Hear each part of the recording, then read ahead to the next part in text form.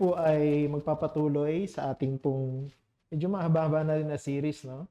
And we are almost at the very end, no, of this very beautiful epistle, no, ng ating sermon series sa First John na pinamagatan nating Back to the Basics. Okay, part 20 na po tayo. Okay, mabot na tayo ng part 20 sa ating pag-aaral. And a few more, and we're done. But this afternoon, First John chapter 5 tayo, verses 6 to 12. Okay, so nakita niyo na po sa inyong mga Bible, First John chapter 5, verses 6 to 12. Babasahin ko po ito, no? Pero itong translation na ito ay Filipino Standard Version. Sundan niyo na lang ako, no, sa mga kopya po ninyo ng salita ng Diyos. Verse 6. Si Jesucristo ang siyang pumarito sa pamamagitan ng tubig at ng dugo. Hindi lamang sa pamamagitan ng tubig, kundi ng tubig at ng dugo. Ang Espiritu ang nagpapatotoo sapagkat ang Espiritu ay katotohanan. Sapagkat may tatlong nagpapatotoo, ang Espiritu, ang tubig at ang dugo, at ang tatlong ito ay nagkakaisa. Kung tumatanggap tayo ng patotoo ng mga tao, mas higit pa ang patotoo ng Diyos. Sapagkat ito ang patotoo ng Diyos na kanyang ibinigay tungkol sa kanyang anak. Ang sumasampalataya sa anak ng Diyos ay nagtataglay sa kanyang sarili ng patotoong ito. Ang hindi sumasampalataya sa Diyos ay ginagawang sinungaling ang Diyos. Sapagkat hindi siya sumasampalataya sa patotoo na ibinigay ng Diyos tungkol sa kanyang anak. At ito ang patotoo, binigyan tayo ng Diyos ng buhay na walang hanggan, at ang buhay na ito ay nasa kanyang anak. Verse 12. Ang sinumang kinaroroonan ng anak ay may buhay, ang sinumang hindi kinaroroonan ng anak ng Diyos ay walang buhay. Pagpalain ng Diyos ang kanyang mga salita na ating pong pagbubulay-bulayan ngayong hapon. Sa unang mga talata ng chapter 5, tulad ng pinag-aralan natin nung nakaraan before we had our break, John was able to manage weaving them all together into the three main characteristics, no, ng isang born again. Pinakita ko sa inyo yung big chain of assurance, di ba? Na binubuo ng mga part na ito, belief in Jesus Christ, love for God and one another, and number 3, obedience to the commands of God. So ito rin yung tinatawag natin ng mga tests, no, na binigay sa atin ni John dito sa kanyang epistle para yung mga mananampalataya na member ng church, magkaroon sila ng pamamaraan para matiyak nila na sila nga ay anak ng Diyos. No, magkaroon sila ng pamamaraan para matiyak na sila ay may kaligtasan. But as John continues sa kanyang epistle towards its end, once again, he picks up one part of that chain. Kumbaga, paulit-ulit lang na ginagawa ni John yan, di ba? So, pinipick up niya yung mga test na ito, and then, hindi lang niya inuulit pagka binalikan niya, kundi ini-elaborate niya. Kaya po, pagka pinag-aralan mong mabuti, you will not misunderstand kung ano yung kanyang sinasabi. No? Kasi he's not simply repeating, but he's elaborating, no, yung mga bagay na ito. So this afternoon, sa passage na ito, he returns to the topic of real faith. No? So pag-uusapan natin ang totoo o tamang pananampalataya. Ano nga ba ang tamang pananampalataya? Sinabi niya sa huling bahagi dun sa unang 5 talata, no, ng 1 John, itong faith that overcomes the world. So, what is that faith that overcomes the world? So, in a nutshell, pwede nating sabihin, real faith, which overcomes the world, is more complicated than what many people know. It is what God testifies about Jesus Christ and what gives sinners eternal life. So, yun yung parang buod. Okay? Pag pinag-usapan nating tamang pananampalataya, ito ay ang paniniwala o pagsang-ayon sa patotoo ng Diyos patungkol kay Hesukristo, at ito rin ang paraan para tanggapin ng isang makasalanan ang buhay na walang hanggan. So isa-summarize natin ang ating pag-aaral, no, sa statement na ito. Eternal life is not possible apart from true belief in Jesus Christ as the Son of God. No? So ang buhay na walang hanggan ay hindi posibleng makamit ng sino mang makasalanan sa ibabaw ng mundong ito apart from o maliban sa pagkakaroon ng tamang pananampalataya o paniniwala na si Hesukristo ang anak ng Diyos. Okay, so dalawa yung ating pag-aaralan, no? Para ipaliwanag ang statement na ito. Una, the testimony of God, at pangalawa, the faith of men. Okay, so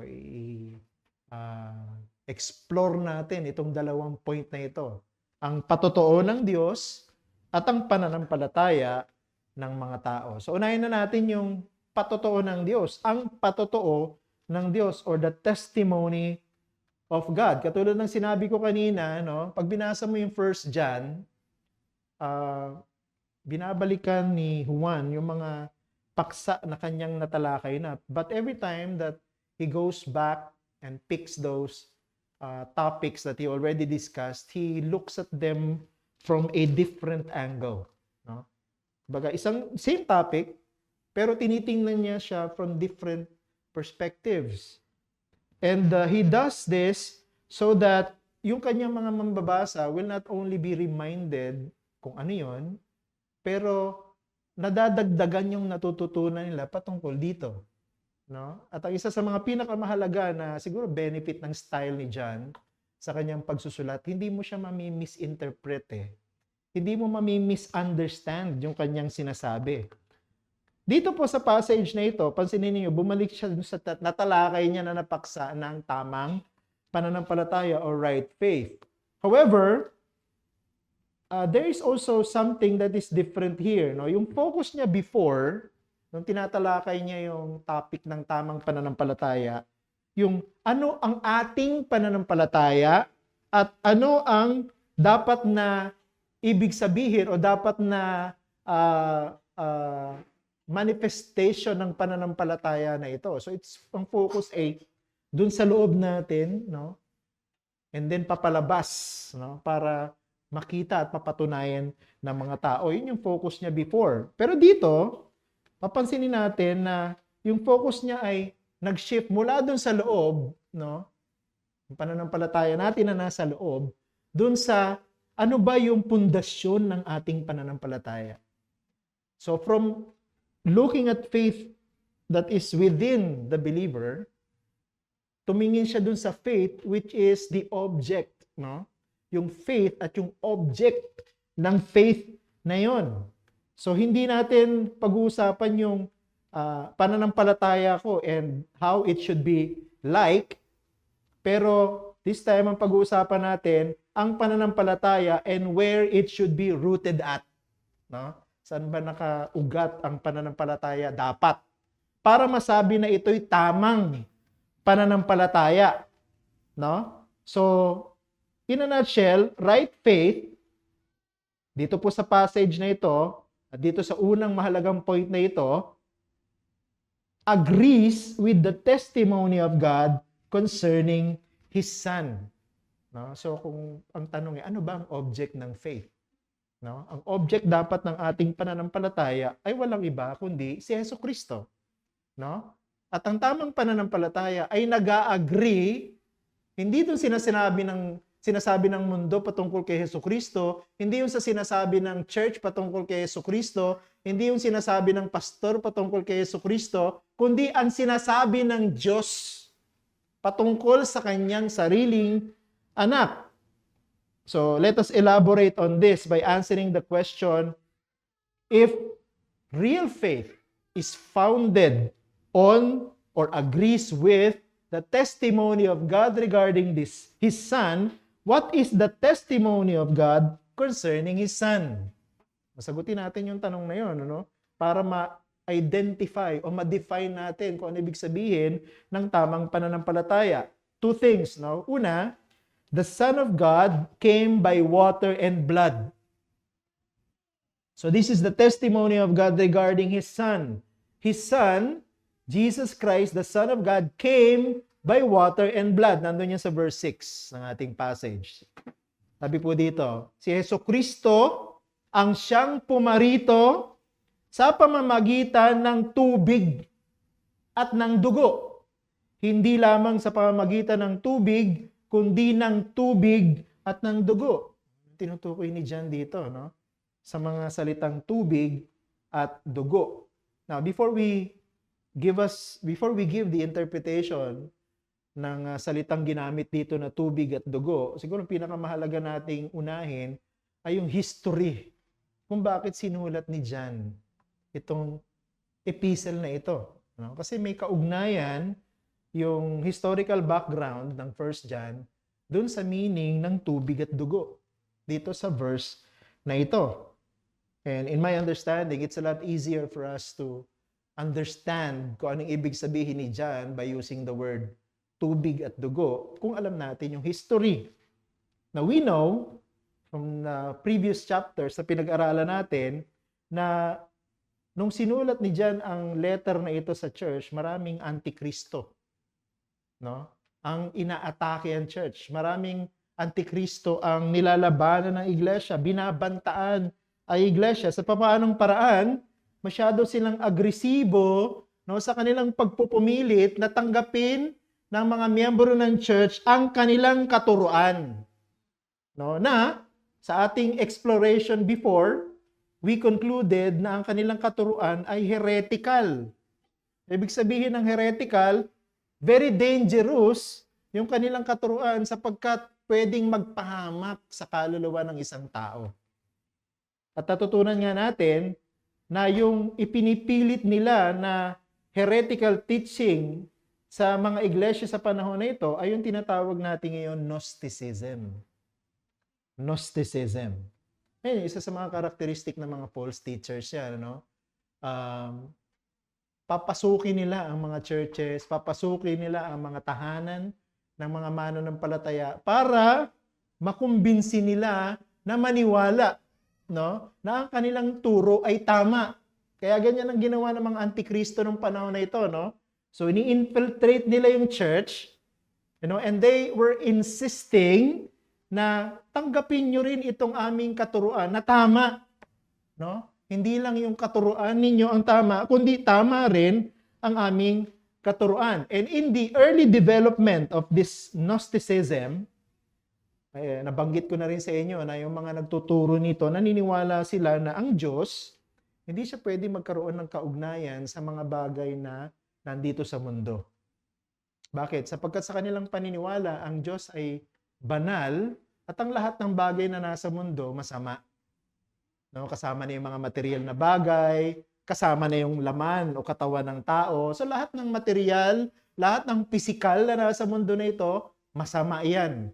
At wala dapat kaugnayan ng Diyos sa anumang bagay na pisikal. Kaya sa kanilang turo, di ba, natatandaan nyo nung pinag-aralan natin ito before, sa kanilang turo, hindi sila naniniwala na ang anak ng Diyos nagkatawang tao. Na, bakit? Kasi ang anak ng Diyos, of course, Diyos yan, hindi siya pwede magkaroon ng katawan sapagkat ang katawan, masama. No? Kaya hindi sila naniniwala na si Kristo ay may katawan. So siguro kung meron mang nakikita yung mga alagad noon at sinasabi nilang kasama nila si Kristo, yun ay phantom. No? Wala talagang physical body. So the Son of God only appears to be human, no? But He does not have a physical body. Yun ang kanilang turo. Pero alam ng mga Christian na hindi tama iyon. At na-realize din ng mga nagtuturo ng Gnosticism that they cannot infiltrate the church kung ipipilit nila na ang Diyos, ang anak ng Diyos, ay hindi nagkaroon ng katawan o walang physical na katawan. No, kasi isa sa mga key doctrines ng Christianity is the doctrine of incarnation. Diba? Na ang Diyos, ipinadala niya ang kanyang anak sa lupa at ito ay nagkatawang tao, ipinanganak, no, sa pamamagitan ni Maria. Alam ng mga Antichrists yun, na yun ang turo ng church. Kaya kung ipipilit nila na ang anak ng Diyos ay walang katawan, turn off na sa kanila yung church. No? Doon pa lang sa pintuan, no, hindi na sila pwedeng papasukin, no? Hindi na pakikinggan ang kanilang turo. Kaya matatalino rin itong mga antichrists na ito, itong mga false teachers na ito. Nung nakakaroon na ng complication na gano'n, no, hindi nila ma-infiltrate ang church kasi tinuturo nila si Jesus Christ o ang anak ng Diyos, walang physical body. There was an early proponent of Gnosticism, pangalan niya Cerinthus. Si Cerinthus, nag-isip siya ng ibang approach, no, para ma-convince niya ang mga Christian na ang turo nila ay tama. Ang ginawa niya, hindi po niya dininay completely na ang anak ng Diyos ay nagkatawang tao. Hindi niya dinideny. Matalino rin si Cerinthus, no? Kasi pag dininay niya, tinanong ng mga Christian, naniniwala ka ba ng anak ng Diyos ay nagkatawang tao? Sasabihin nila, hindi nagkatawang tao ang anak ng Diyos. Alam niya na hindi na siya pwede, bablock na siya. So, ang ginawa niya, nag-isip siya ng bagong doktrina o ni-revise niya. No, yung kanilang doktrina, sinabi niya na hindi ko i-deny na ang anak ng Diyos ay nagkatawang tao. Instead, itinuro niya ng anak ng Diyos na siyang Kristo, yung anak ng Diyos na divine, yung anak ng Diyos na nandun sa langit, pumunta dito sa lupa at anong ginawa niya? He descended upon a human called Jesus at the time of his baptism. Parang sinasabi ni Cerinthus, yung Son of God, divine yun, totoong bumaba siya sa lupa, kaya lang, pinoses niya, no? O kaya nag-descend siya doon sa isang tao na ang pangalan ay Jesus. Matatandaan niya, di ba, si Jesus, binaptize siya. So, yun ang ginagamit nila para sabihin, yun yung human Jesus, yung binaptize, pero yung Christ, Son of God, bumaba sa kanya at pinoses siya. No? Yun yung divine Christ na nag-empower dun sa human Jesus para maging magaling siya magturo sa mga tao. Yun yung Christ, no, na divine Christ na galing sa langit na nag-possess sa human Jesus para magkaroon siya ng ability to perform miracles. Pero, nung itong Jesus na ito ay na-condemn, at siya ay napatawan ng parusa ng pagpapako sa krus. Nung ipinapako na yung human Jesus sa cross, umalis yung divine Christ. Inabandon yung human Jesus. Yun yung turo nila. No? Sa panahon natin ngayon, mas kilala yung turo na yan na adoptionism. Okay? It's a heretical teaching. No? Itong adoptionism is a heretical teaching. And actually, it was condemned multiple times by the Christological councils, yung Council of Nicaea, yung Council of Chalcedon, kinondem ang adoptionism na heresy ito. Diba? Kasi itinuturo nito na iba yung taong Jesus at iba yung Diyos na Kristo. Iba yung anak ng Diyos na galing sa langit, iba yung taong Jesus na ipinanganak dito sa lupa. No? Magkahiwalay sila. Kumbaga, nag-combine lang sila nung nabaptize yung human Jesus, pero nung mamamatay na sa krus yung human Jesus, iniwanan siya ng divine Christ. Bakit? Dahil ang turo nila, hindi pwedeng mamatay ang Diyos. Nakita mo kung gaano ka subtle, no? Ang turo ni Cerinthus o yung mas kilala natin na adoptionism ngayon. This is not correct. Now, ito yung dahilan kung bakit sa verse 6, matibay na pinoproklama ni Juan na yung dumating. No? Tingnan mo sa verse 6, anong sabi dyan?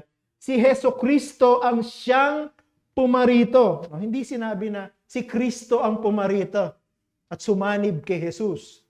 No? Ang sinasabi ni John, si Jesucristo ang siyang naparito. No? Hindi niya sinabi na there was a human Christ or human Jesus who was possessed by the divine Christ. Hindi. Ang dumating ay si Jesucristo. The one who came is Jesus Christ, ang Diyos tao, the Son of God who became human. No? Jesus is the Christ. No? Hindi yung Jesus is different from the Christ. Jesus is the Christ. So we are referring to one person. No, hindi po magkahiwalay yung Jesus at saka yung Christ. The doctrine of the Incarnation testifies to the fact that the Son of God is the Christ. And He was the one born as Jesus. No, yun ang biblical doctrine. No? Yun ang katuruan sa atin mula sa salita ng Diyos. Pansinin ninyo, that John didn't just dwell on what he already said about the identity of Jesus, nagdagdag pa siya para patunayan na itong Jesus na ito, siya rin yung Kristo. At sila iisang persona. Ano sabi niya sa verse 6? Anong dinagdag niya? It is Jesus Christ who came by water and blood. So dito maintindihan natin kung ano ibig sabihin ng water and blood. Yung salitang tubig dito, hindi po tumutukoy dun sa iniinom nating tubig. Hindi rin po tinutukoy dito yung tubig na, alam mo yun, yung lumalabas bago ipanganak ang isang sanggol, na tubig sa sinapupunan. Hindi po yun yung tinutukoy na tubig dyan. Yung blood dito o yung dugo, hindi rin po tinutukoy dyan yung oxygenated hemoglobin, no, that runs in our veins, no, na kulay pula. No, hindi po yun yung dugo na tinutukoy dito. By the term water, ang tinutukoy po dito ay yung water of baptism ni Jesus Christ. At by the word blood, ang tinutukoy po niya dito, yung act of atonement o yung pagtubos ng ating Panginoong Jesucristo sa mga makasalanan na nangyari dun sa krus. Nakita mo? Ang sabi ng grupo ni Cerinthus, nagtuturo ng adoptionism, yung Jesus na tao na possessed ng Christ nung siya'y nabaptized. Pero nung siya'y mamamatay na sa krus, iniwanan siya ng divine Christ kasi hindi pwedeng mamatay ang Diyos. Pero ang sabi niya dyan dito, hindi. Si Jesus ay ang Kristo at siya yung binautismohan ni John the Baptist doon sa Jordan.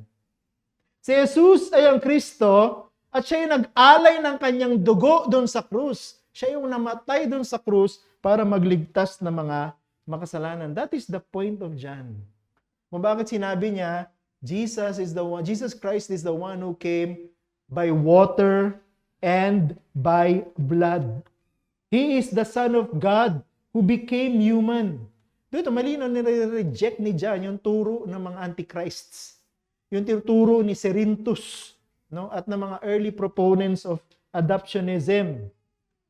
The human Christ was not possessed by the heavenly, or the human Jesus was not possessed by the heavenly Christ. Ang ini-emphasize ni Jesus dito by saying, ni John dito by saying that John, or Jesus was the one who came by water and blood. Jesus is the Christ. He was the one baptized. Jesus is the Christ. He was the one who died. Yun ang turo ng Biblia. Yun ang testimony ng Diyos patungkol sa kanyang anak. But that's not the only one. No? Pangalawa, the Holy Spirit also testifies about Jesus Christ. No? The Holy Spirit also testifies about Jesus Christ. Makikita natin yan sa verse 6b, yung second part ng verse 6, hanggang sa verse 8 ng ating text. Tingnan nyo nakasulat. Sabi dyan, ang Espiritu ang nagpapatotoo sapagkat ang Espiritu ay katotohanan. Sapagkat may tatlong nagpapatotoo, ang Espiritu, ang tubig at ang dugo, at ang tatlong ito ay nagkakaisa. Si John din po, no? Kung matatandaan ninyo, ang nagturo sa atin kung ano ang ministry ng Holy Spirit dito sa mundo. Pag pinag-aralan mo yung Gospel of John, you will understand there that the Holy Spirit's ministry is fundamentally Christ-centered. Anong ibig sabihin? Ang trabaho ng banal na Espiritu is not to draw attention to Himself, but to draw attention to Jesus Christ. Ang trabaho ng Holy Spirit ay dalin ang mga tao at ang mga makasalanan patungo kay Jesus. Hindi pa patungo sa kanyang sarili. It doesn't mean that the Holy Spirit is not God. Okay? Pero yun ang role niya, no? Sa sa triune God, no? Yung i-draw ang attention ng mga makasalanan sa ating Panginoong Hesukristo. Tingnan niyo yung sinabi ni Apostle John doon sa kanyang gospel patungkol sa ministry ng Holy Spirit. Doon sa John chapter 15 verse 26, ganito nakasulat. Pagdating ng kaagapay na aking isusugo mula sa Ama, sino yung kaagapay? Ang Espiritu ng katotohanan na darating mula sa Ama, siya ang magpapatotoo tungkol sa akin. Siya, ang banal na Espiritu, ang magpapatotoo patungkol kay Hesukristo. In the next chapter, chapter 16, verses 13 to 14, ganito naman ang nakasulat.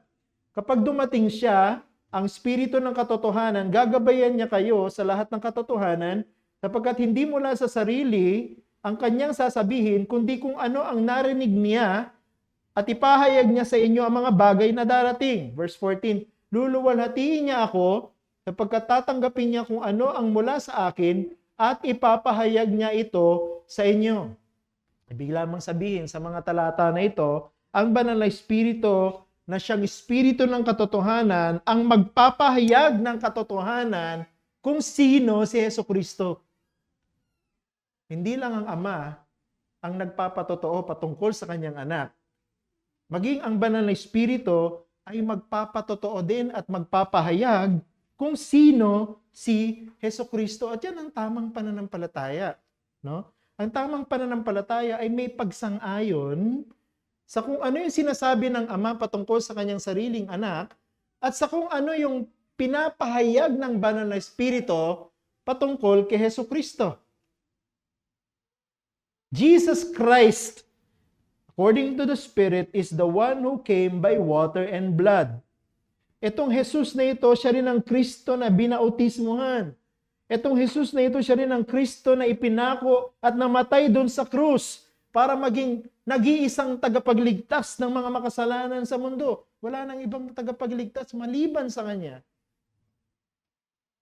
Now, interestingly, pag binasa mo yung King James Version, iba yung translation ng verse 7. No? Kasi sa atin, ang translation dito ng verse 7, sapagkat may tatlong nagpapatotoo, and then verse 8, ang Espiritu, ang tubig, at ang dugo, at ang tatlong ito ay nagkakaisa. Pag tinignan mo sa KJV, iba yung translation niya. Ano nakasulat doon? Sabi sa King James Version, sa verse 7 niya, for there are three that bear record in heaven, the Father, the Word, and the Holy Ghost. And these three are one. Anong tamang translation? No? Ang nakakalungkot sa KJV, ang translation na ito ay kinuha nila sa mga poor manuscripts. Marami po sa mga modern manuscripts na yon, ngayon, nagdi-disagree na tama yung translation na ito ng King James Version ng verse 7. Siguro ang dahilan kung bakit ginamit ng mga nag-translate ng KJV yung ganitong translation from poor manuscripts, gusto nilang i-prove yung Trinity. Na? Gusto nilang i-prove yung doctrine ng Trinity na mababasa mo sa Word of God yung Trinity. No? Hindi man yung actual na salitang Trinity, but makikita mo doon yung Father, Son, and Holy Spirit. Actually, hindi na natin kailangan ng translation na ito. Bakit? Kasi bukod sa marami ng verses sa Bible, ang nagpo-prove ng Trinity, dito mismo sa passage na ito, sa 1 John chapter 5, verses 6 to 12, makikita mo na malinaw na ang tinuturo dito ay yung agreement ng Trinity patungkol sa identity ni Jesus Christ. Kaya tama yung translation sa ESV, ang bagong ang Biblia, Filipino Standard Version, at iba pang modern translation, NASB, NIV, no? Hindi nila kailangang baguhin yung translation para lang patunayan yung Trinity. Bakit? Kasi ang linaw na dito.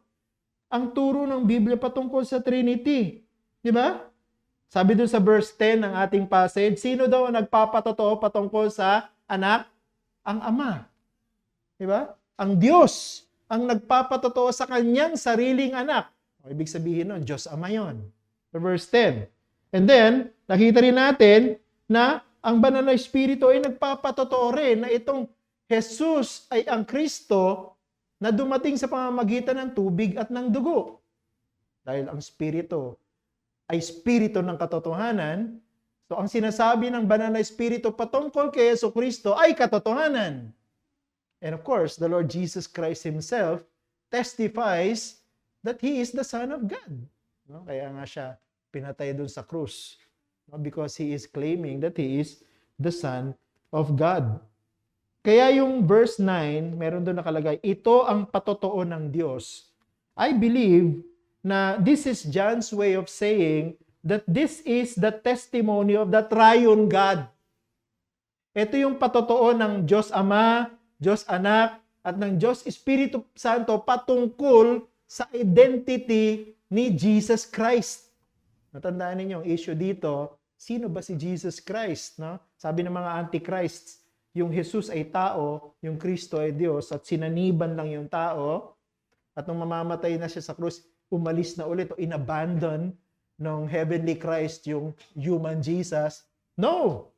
Sabi ni John, hindi. Ang testimony ng Diyos Ama, ng Banal na Espiritu, kasama ang testimony ng God the Son, proves that Jesus is the Christ. No? Jesus is the Christ. The triune God is the strongest witness that Jesus is the Christ, the Son of God, who became human. Yun ang dapat na pundasyon ng tamang pananampalataya. Si Jesus, ang Kristo, siya ang anak ng Diyos na nagkatawang tao, nabuhay na walang kasalanan, namatay para sa mga makasalanan, at muling nabuhay para magbigay ng pag-asa sa mga mananampalataya niya. Yan ang tamang pundasyon ng tamang pananampalataya. Pero hindi po natapos si John dito. Pumunta po siya dun sa pangalawang mahalagang paksa, which is our second major point, no? The faith of men, ang pananampalataya ng mga tao. Tama, dapat gets natin kung anong ibig sabihin ng patotoo ng Diyos, ang triune God patungkol sa identity ni Jesus. Pero dapat may proper response sa mga makasalanan sa testimony ng Diyos. At ano yun? Pananampalataya. No? Kaya dun sa actual event sa history, pinatunayan sa atin ni John from his own records, not only in this epistle but also in his gospel account, no, that the witness of the Holy Spirit during Jesus' water baptism and the validity of His death on the cross are enough para patunayan sa atin na dapat nating tanggihan ang anumang katuruan na hindi sumasang-ayon dito. Ang mga turo ng mga antikristo, hindi natin dapat paniwalaan. Ang mga turo ng mga antikristo, hindi natin dapat tanggapin. Any form of teaching that separates the human Jesus from the divine Christ is a heresy. Or any other teaching na pinaghahalo yung pagiging tao ni Jesus at ang kanyang pagiging Diyos ay heresy. So, pinag-aralan na po natin ito, no, sa ating confession na sino ba si Jesus Christ, no? Si Jesus ay totoong tao at siya din naman ay totoong Diyos, pero hindi naghahalo 'yon. No? Hindi po nag-overflow yung pagiging Diyos niya, no, sa kanyang pagiging tao, at hindi po sinasakop ng kanyang pagiging tao ang kanyang pagiging Diyos. Si Jesucristo lamang po ang iisang persona, pero dalawa, no, ang kanyang nature. He is both human and divine. Ano? Pero hindi mo siya pwedeng paghaluin, lalo't hindi mo siya pwedeng paghiwalayin. So anumang turo na pinaghahalo yung pagiging Diyos ni Kristo at ang kanyang pagiging tao, heresy. At anumang pagtuturo, pinaghihiwala yung kanyang pagiging tao at ang kanyang pagiging Diyos. Halimbawa, yung mga katuruan na nagsasabing si Kristo ay tao lamang, o si Kristo ay Diyos pero wala siyang katawan, yan ay heresy. Dapat nire-reject natin yan, totally. Kaninong patotoo lang tayo dapat maniwala? Dapat maniwala lang tayo sa patotoo ng Diyos patungkol sa kanyang sariling anak. At saan po pinapakita ng Diyos ang kanyang patotoo? Sa kanyang salita. Sa Biblia. And what is the testimony of God? Jesus is the Christ, the Son of God who became human. Si Hesukristo ang binautismuhan. Si Hesukristo ang napako at namatay sa krus. Yan ang tinuturo ng Biblia. Ngayon, ang tanong, paano tayo tutugon? Sa pamamagitan ng pananampalataya. Ano ang tamang pananampalataya? Diba?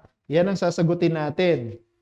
Magbibigay ako ng dalawang answer. Number 1, faith is believing in the testimony of God about His Son. No? Napakadaling tandaan. It's there in the text.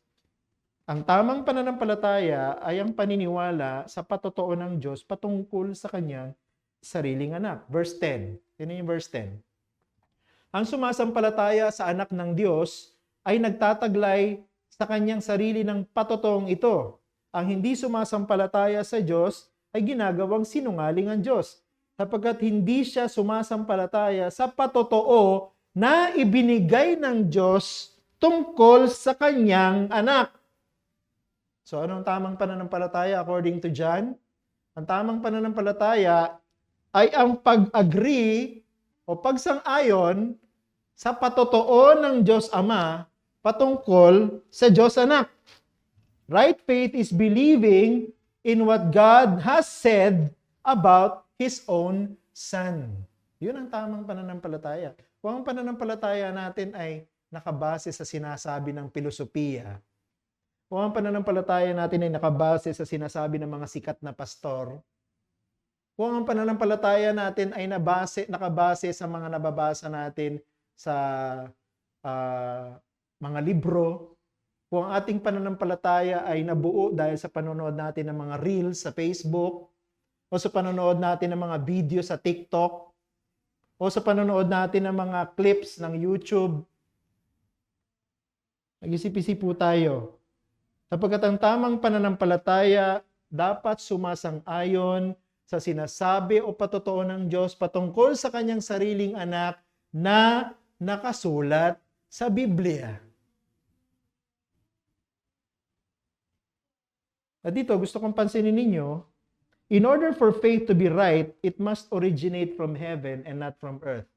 Diba sabi, ang pananampalataya ay ang paniniwala sa patotoo na ibinigay ng Diyos patungkol sa kanyang anak. So, ibig sabihin, ang totoong pananampalataya galing sa langit, hindi sa lupa. Ano ibig sabihin? Ang patotoo po ng mga antikristo patungkol kay Kristo, dapat nating i-reject. Bakit? Tinutwist nila yung turo ng Biblia patungkol kay Jesus. Binabago nila ang turo ng Biblia patungkol kay Jesus. Bakit? Pinipilit kasi nilang intindihin ng Diyos na infinite sa pamamagitan ng kanilang utak na finite. Ganun ang ginagawa ng mga antichrist, ng mga false teachers. No, kaya sila naliligaw, kaya nagpo-produce sila ng mga false teachings because they are trying to understand the infinite God using their finite minds. Anong ginagawa nila? No? They were attempting to reduce the identity of the Son of God para mag-fit sa logic nila. Katulad ng mga antichrist na binabanggit ni John dito. Sinasabi nila na walang katawan ng anak ng Diyos kasi ang katawan ay masama. Anong ibig sabihin nun? Pinipilit nila na pagkasyahin yung Diyos dun sa logic ng tao para maging acceptable sa kanila. At ganyan din na ginagawa ng mga antichrists ngayon. Yung mga atheists ngayon. No? Yung mga false teacher ngayon. No? Mag-iingat po tayo kasi marami sa kanila nasa social media. Marami sa kanila nasa internet. No? Kung hindi ka aral sa doktrina na hango sa salita ng Diyos, pwede ka nilang iligaw. Bakit? They were using logic. No? They were using human reasoning. No? Para ipaliwanag kung sino ang Diyos. Sabi ni John, no! Ang tamang pananampalataya ay paniniwala sa kung ano yung sinabi ng Diyos na nasa langit patungkol sa kanyang anak na nagkatawang tao at nabuhay sa ibabaw ng lupa. Jesus is the Christ, the Son of God who became human. He is the God-man and He is the only Savior of sinners. Kaya ang tamang pananampalataya ang object ng tamang pananampalataya, yung tamang Kristo. Si Heso Kristo. Kaya kung paniniwala mo patungkol kay Heso Kristo ay hindi ang turo ng Biblia, hindi tama ang iyong pananampalataya. At kung hindi ang tama ang iyong pananampalataya, wala kang katiyakan ng kaligtasan. Diba? Kaya ang pananampalataya at ang tamang pananampalataya ay batayan ng kaligtasan. Pero pansinin nyo, hindi lang po yun, no, na ang pananampalataya dapat galing sa langit. Ibig sabihin, dapat Diyos, no, ang magdidikta sa akin kung sino si Jesus, kung ano ang kanyang identity according to His own written word, the Holy Scriptures. Pero pansinin nyo, dito po sa verse na ito, sa verse 10, binanggit din dyan itong mga salitang ito. Ang sumasampalataya sa anak ng Diyos ay nagtataglay sa kanyang sarili ng patutuong ito. Ibig sabihin ni John, sa mga salitang ito, ang tamang pananampalataya, hindi lang siya nanggagaling sa langit. It does not only believe in the testimony of God about His own Son. Real faith is also something within the believer. No, hindi lang siya nandun sa labas, nakapokus kay Jesus Christ, sang-ayon sa sinabi ng Ama patungkol sa Kanya, o kung paano siya pinakilala ng Ama sa atin sa Kanyang salita. Ang tamang pananampalataya, hindi lang nasa labas, ang tamang pananampalataya nasa loob din natin. Diba sabi niya, ang patutuong ito, nagtataglay sa kanilang sarili, no, ang mga totoong anak ng Diyos. Paano yun? Paano yung patotoo ng Diyos nasa loob din natin? No, maintindihan natin ito sapagkat ang banal na Espiritu ay nananahan sa mananampalataya. Ang banal na Espiritu ay nasa atin at the time of our conversion. So pag naging born again ang isang makasalanan, diba, ang Holy Spirit magiging permanent resident ng kanyang buhay.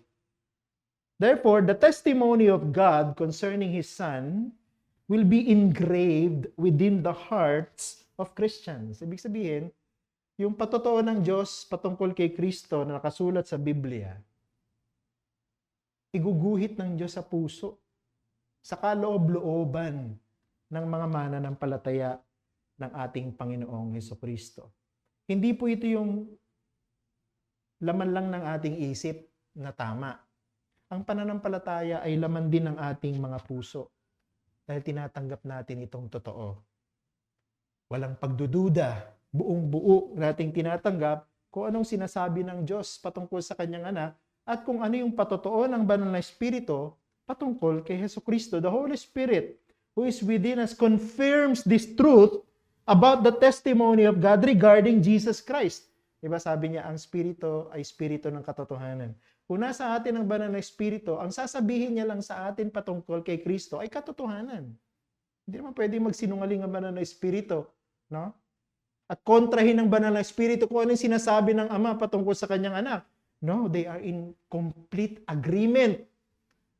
The Holy Spirit agrees totally with the testimony of the Father regarding His own Son.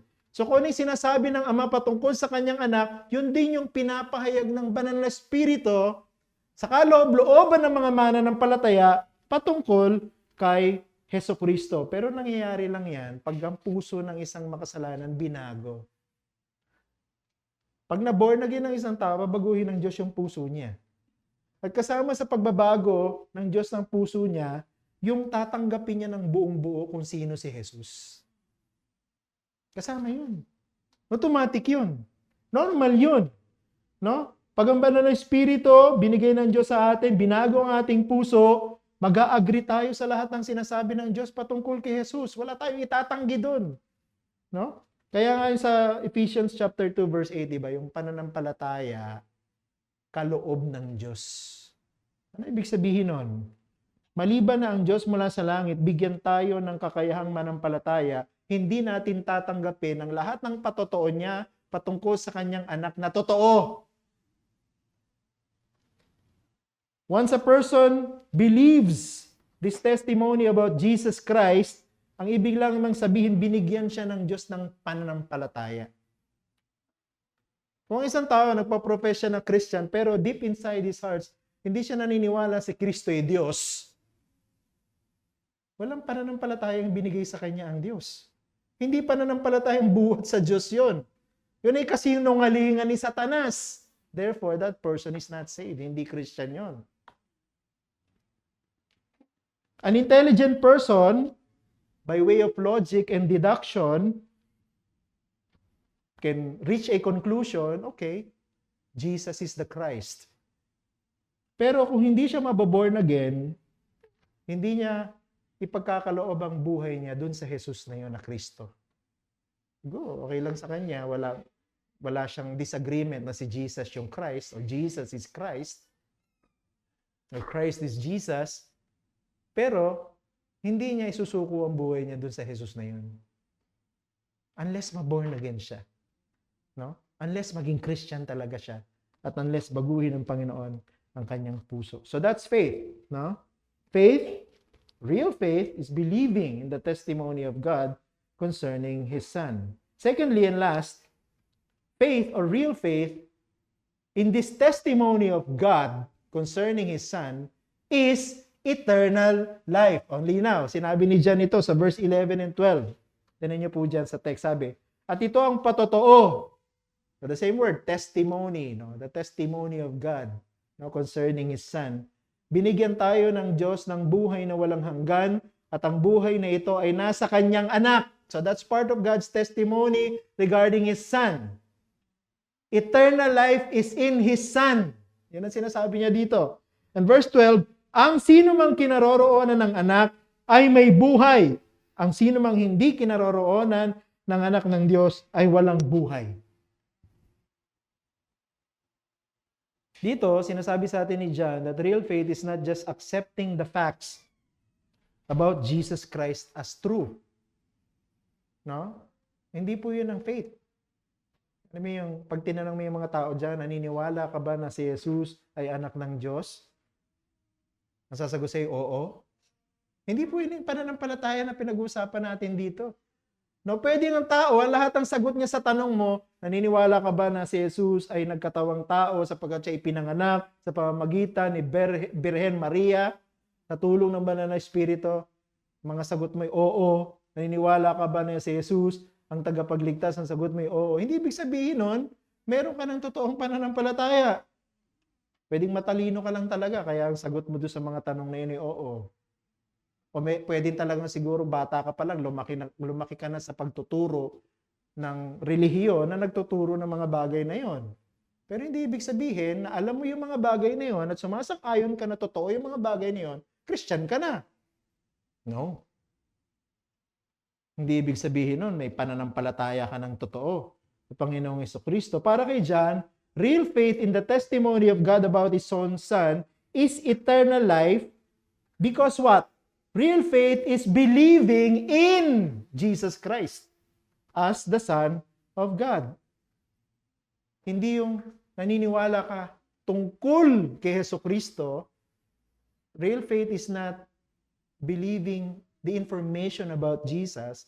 Real faith is what? Believing in Jesus Christ. Yung dalawang letter na yun, in na salita. In. I-N. Napakahalaga po nun. Believing in Jesus Christ in the biblical sense means far more than acknowledging that He exists or we agree in certain facts about Him. Ang biblical faith includes knowledge, assent, and trust. Let me define this quickly. Faith begins with knowing who Jesus Christ is. Tama yun na dapat kilala mo kung sino si Jesus at nag-agree ka sa Bible na sinasabi nito tungkol kay Jesus. Diba sabi nga, we can only believe what we know.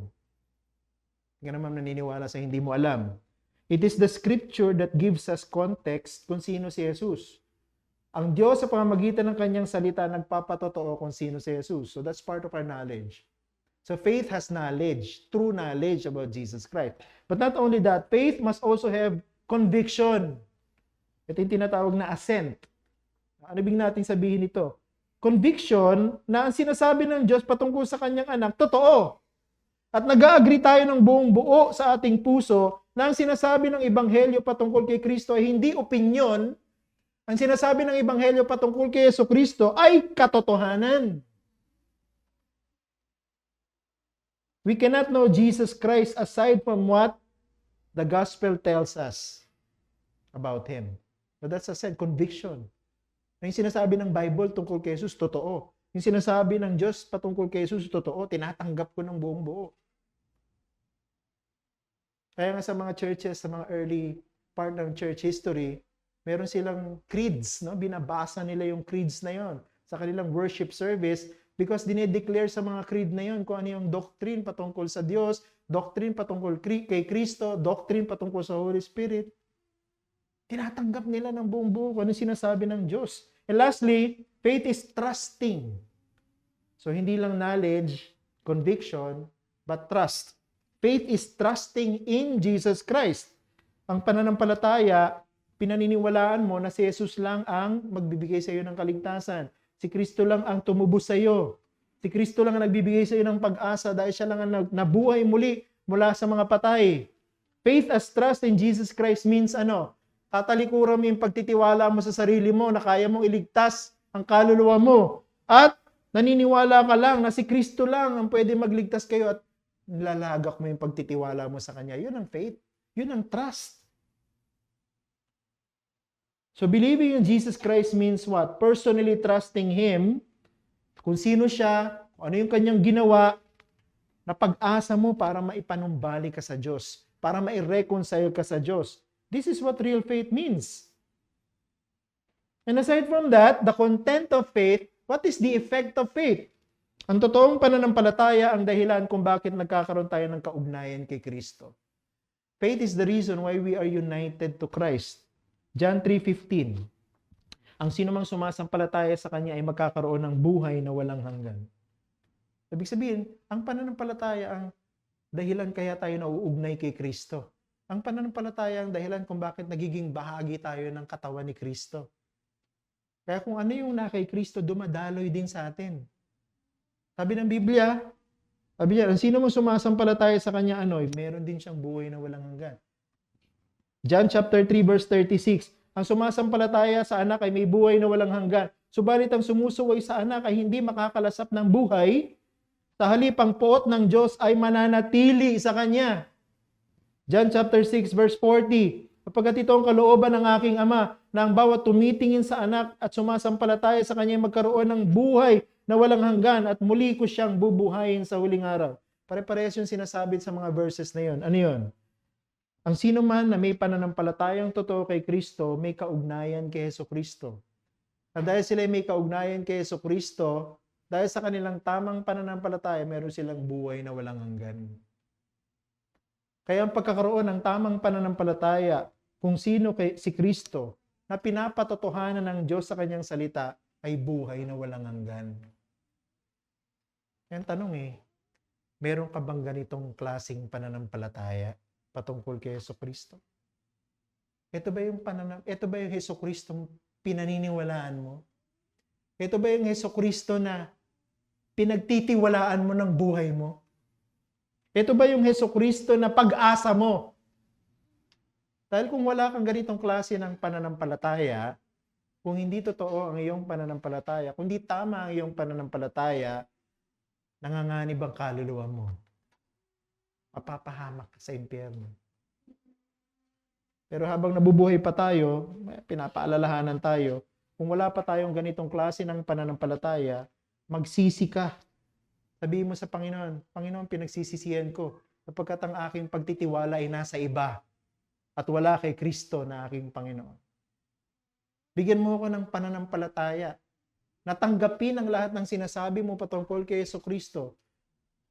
Na pagtanggapin ang lahat ng sinasabi ng banal na Espiritu patungkol kay Jesucristo at magkaroon ako ng kaugnayan sa Kanya.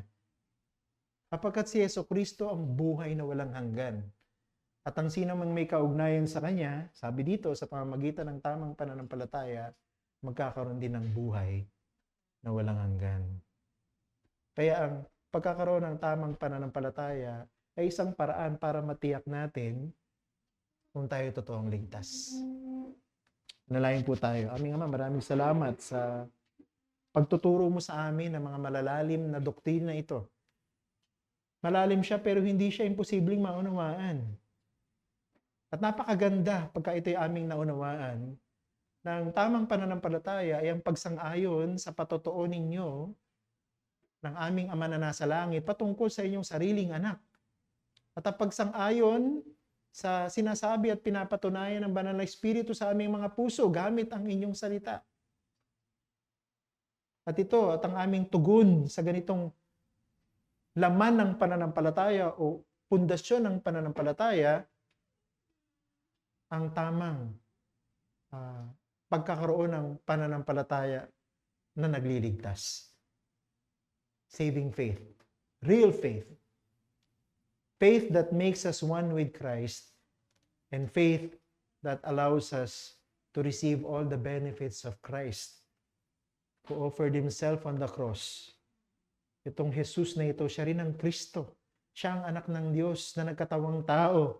Siya ang tao Diyos. Siya ang nabautismuhan. Si Jesucristo, siya rin ang napako at namatay sa krus. Pero siya ay muling nabuhay. At siya ay nananatiling buhay at mananatiling buhay magpakailanman. Kapag ang sino mang may totoong pananampalataya sa Kanya, bubuhayin din muli. At bibigyan ng katawang hindi na mamamatay. Salamat, Panginoon. He made it very clear to us this afternoon what real faith is all about. So sa amin na meron ng tamang pananampalataya, siyasatin namin ang aming mga puso at ang aming mga pananampalataya at i-eliminate namin ang anumang doubts namin patungkol kay Jesucristo at patungkol sa turo ng Biblia at i-reject namin anumang heretical teaching or false teaching na maaring narinig namin at parang pinaniniwalaan namin patungkol kay Kristo at tanggapin lamang kung anong turo ng Biblia. Para sa mga hindi pa mananampalataya dito, dalangin po namin, bigyan mo po sila ng totoong pananampalataya. Iligtas niyo po sila. Kaawaan niyo po sila. Ito po aming dalangin sa pangalan ni Jesus naming Panginoon. Amen.